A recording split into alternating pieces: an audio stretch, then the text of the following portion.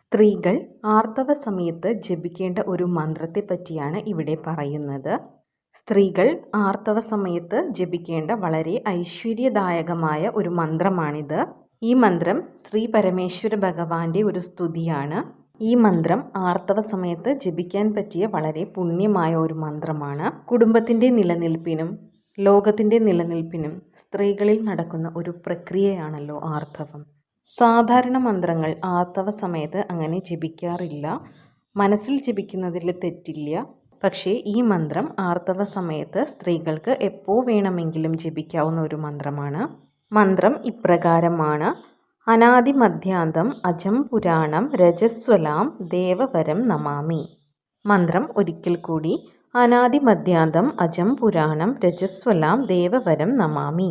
വളരെ പുണ്യമായ ഈ മന്ത്രം ആർത്തവ സമയത്ത് എല്ലാ സ്ത്രീകളും ജപിക്കുക.